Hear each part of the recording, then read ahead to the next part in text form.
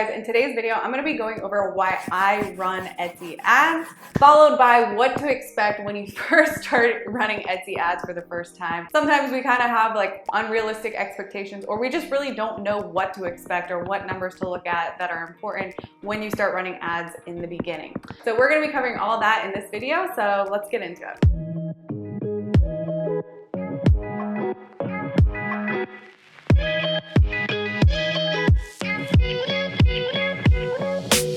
What's up guys, my name is Hannah Gardner. If you are new to the channel, I talk about mainly how to build brands on Etsy and Shopify, but I also talk about a lot of entrepreneurship stuff as well. So if that is what you're into, make sure you subscribe to the channel because I put out videos regularly. We're gonna cover four main really important topics when it comes to Etsy paid traffic. And this is sometimes referred to as Etsy PPC, which stands for pay per click. Now, what Etsy pay per click means is that you're going to give money to Etsy.com who is then going to spend your allocated budget and show your product listings at the top of search pages. So just like in this example, as you can see here, if I search baby clothes and you see the first 4 spots have a little thing at the bottom that says, this is an ad by Etsy. So that means people are paying for those positions. Now you as the Etsy store owner only actually have to pay when somebody searches for that product and your product shows up by the ad, and then they actually click on that ad. And your cost per click ranges depending on how competitive the product is or how much competition there is for that specific product. So you can see cost per click ranging from as low as 10 cents up to $1. Luckily right now on Etsy, it's not that expensive, but I can guarantee you as more competition and more people enter the platform, those cost per clicks are gonna go up immensely. So it's important that you guys are getting in now while you can. Let's just hop into it. Why do I personally run Etsy paid traffic? Etsy paid traffic is not only the cheapest form of traffic on the internet. If you compare it to Facebook ads or Google ads or TikTok ads, where you're showing your ads to people that aren't really on those platforms there to purchase something, that means that it's cold traffic. So you're showing your ads to people that may be interested in your items but aren't necessarily going to Instagram and Facebook to shop. Whereas on Etsy, people are going to Etsy.com with their wallets open, searching for products, and ideally when they search a keyword in the search bar and they're searching for a product you have, they already know that they're interested in purchasing that product. So what does that mean? Your cost to acquire a customer through Etsy paid traffic is going to be a lot cheaper than if you're running paid ads via Instagram or Facebook or Snapchat or Google.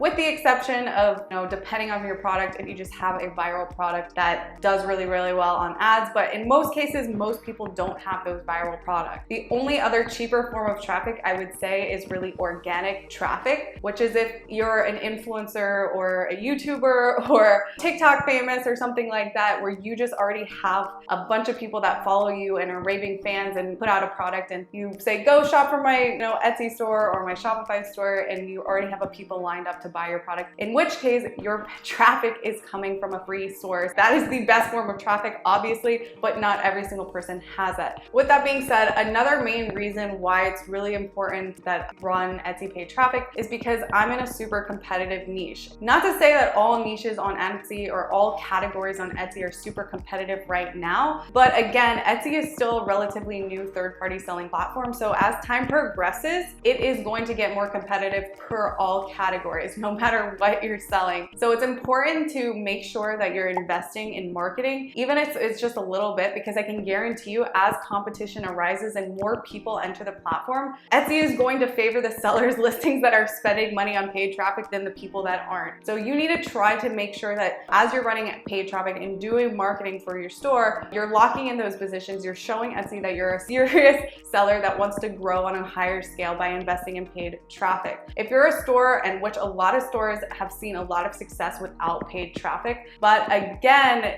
it's only going to get more competitive. So even if you have a store today that's doing an absolute awesome job with organic sales without any Etsy paid traffic, I can guarantee you as more competition arises, you're going to see your sales drop over time if you do end up having more competition, which is very likely in the upcoming years. Honestly, I recommend to everybody that if you're not running Etsy ads and you're already very profitable, or you're profiting and you do have room for a marketing budget, you really should go ahead and spend money on marketing and get used to spending money on marketing, because it's only going to become more competitive as time goes on. It also does a lot of other things for you, like it collects a lot of data on your products and it tells you what's going on with your products a lot faster than just letting your products sit and make sales organically.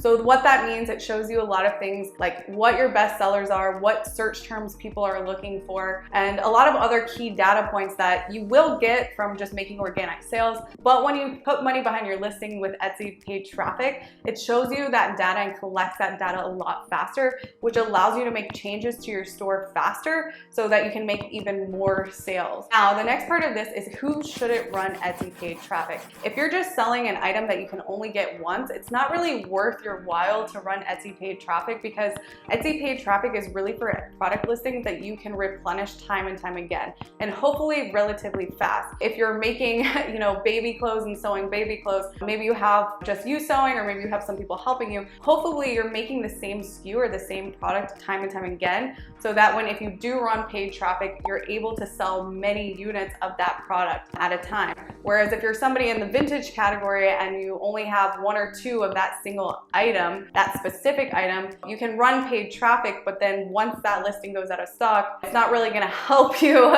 because the listing is gonna go away after you sell out. With that being said, if you're somebody as a small business owner, I know personally in the beginning, you don't really have the budget to have a bunch of employees, especially if you're making your items from scratch. One of my first items was scrunchies and bathing suits. It's very time consuming to make those items, and if you don't have people helping you actually manufacture and produce or sew those items, it's really, really hard to scale up with Etsy ads because your production time is so long. So if you're in that situation and you just don't have the finances or the funds to go hire people to help you make things faster, it's not really in your best interest to start scaling that sales unless you're actually able to produce the product pretty fast. In which case, as long as you can handle the sales traffic, go for it. But if you have a product that's pretty hard to produce with a fast scale and you can't handle the traffic, then I would probably not recommend you to go into Etsy ads either. Now, another thing that's really, really important that I would never recommend to people to run Etsy ads, if your store is not fully optimized, so if your photos don't look good, if your keywords weren't researched properly, if your value proposition wasn't evaluated properly in comparison to your competition, I wouldn't go ahead and start spending money on Etsy ads if you don't think that you can beat your competition. All right, guys, so now I'm going to talk about a beginner's ad strategy for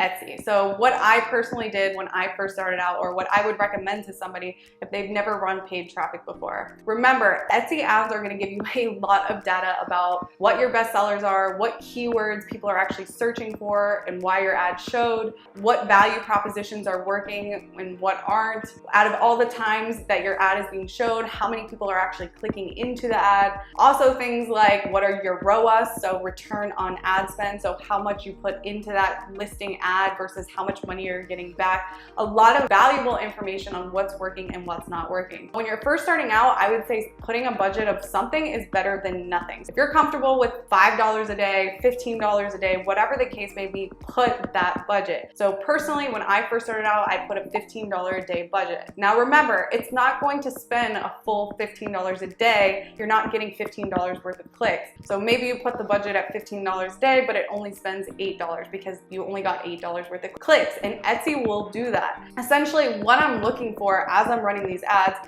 is one, what are the listings are converting? That gives me a lot of really, really good KPIs on that could be a bestseller. How is that image taken? Maybe I should do more of that image, or what design was that for? Maybe I should make more of that design, or maybe bundle that design with other products and try to sell it in a bundle. A lot of things and a lot of data gets taken out of your Etsy ads. What I'm looking for basically to know whether or not I should increase my budget or not is essentially, after all of my costs plus this new marketing cost that I have, is my top line number profitable? So not how much the ads are actually generating me, are they profitable? What is my top line sales number? Because remember, Etsy ads are gonna up the SEO of your store like altogether. After looking at my gross sales and all of my expenses, am I still profitable? For instance, like I run about a 15 to 20% marketing cost on Etsy.com alone. So that means every single month, if I made $10,000 that month, then 20, say worst case for the month, 20% of that went to Etsy ads. That's a 20% marketing cost. Now, after that cost, plus my product cost, plus all my other fees or other expenses that I have,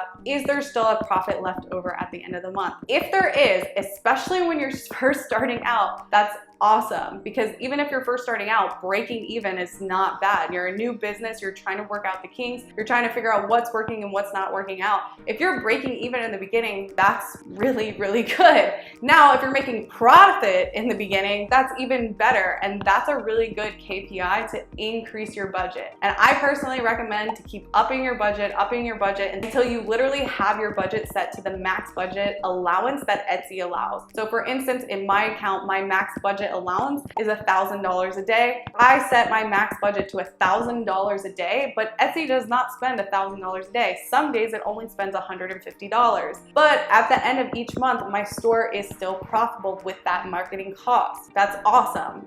If you've seen my other videos, you can turn a store into 6-figure, 7-figure store within 1 year if you really put the work in and do the proper steps to getting your store there. That's a beautiful, beautiful thing about e-commerce that does not exist in other industries. With that being said, it's important that as you're spending money, you are actually looking at your top selling items that are actually making you a profit and making higher level decisions based off that data. If you have a individual product listing running for a long time and it's making you 0 ROAS and you've spent a significant amount of money, I usually go ahead and turn off that ad, or I duplicate that and run it against a new one with new photos and new keywords, see if that one converts better. Again, let me just reiterate that usually around $20 to $30. If the ad has, got me some clicks, but absolutely 0 sales, I usually end up turning that ad off and just turning it off and letting it be a dead listing. Or if I have updated pictures or, I did another round of keyword research, I changed the listing and republish a new listing to let it get a fresh start in the Etsy ad algorithm to see if those changes actually help that listing itself to produce me sales. And again, if that doesn't work and after $20, $30 worth of spend, I usually tend to turn those listings off and let the budget, the daily budget, go to the listings that are producing me the most sales. Now, the last part of this video, which we kind of already covered, is kind of what to expect when you start running ads for the first time. So a lot of times people come out with, I'm getting 100 clicks, I got 1,000 impressions, but I'm not making any sales. I'm getting a bunch of clicks, but I'm not making sales. Guys, getting 100 clicks to your listing is not that many clicks. It's not that much data. And if you're making even 1 sale after 100 clicks, that's good. That means you're having a 1% conversion rate. Now, per your niche, per your product, per your competition, different conversion rates, which by the way, conversion rates means someone clicked on your listing and then actually purchased your listing. So it's a purchase conversion.